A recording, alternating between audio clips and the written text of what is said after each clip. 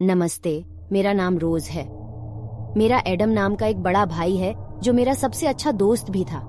हमारे माता पिता दोनों हैं। हमारे पापा हमसे बहुत प्यार करते हैं, लेकिन हमारी माँ किसी अज्ञात कारण से एडम से नफरत करती है।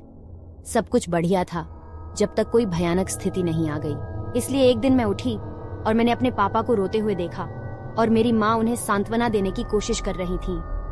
मैं उस समय छोटी थी, इसलिए मुझे वास्तव में नहीं पता था कि क्या हो रहा है। इसलिए मैंने अपने माता पिता से पूछा कि क्या कुछ गड़बड़ है।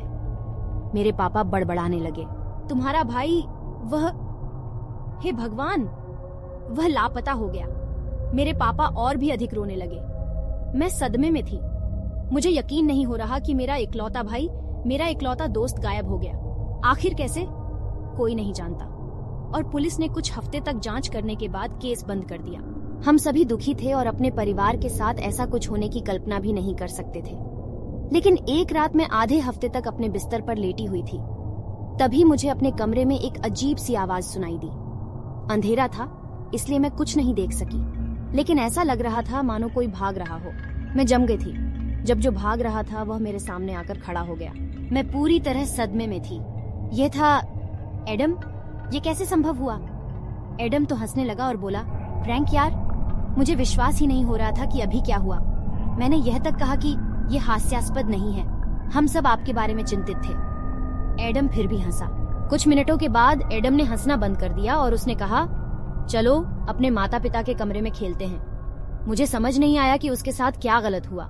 सबसे पहले वह कहीं से आया और हंसने लगा जब मैंने कहा कि हम उसके बारे में चिंतित थे और अब वह हमारे माता पिता के कमरे में खेलना चाहता है।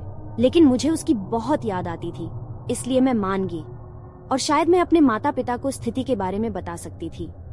जब हम अपने माता पिता के कमरे में भागे और उनके बिस्तर पर कूद पड़े और चिल्लाने लगे, देखो पिताजी, माँ, एडम वापस आ गया है। मैंने उसकी ओर इशारा भी किया। मेरे पापा असमंजस में थे। उन्होंने कहा कि उन्होंने वहाँ किसी को नहीं देखा। मैं रोने लगी और उन्हें बताने की कोशिश की कि एडम वहाँ था, लेकिन पापा को बस यही लगा कि मुझे उसकी बहुत याद आती है, इसलिए मैं भी उसकी कल्पना करने लगी।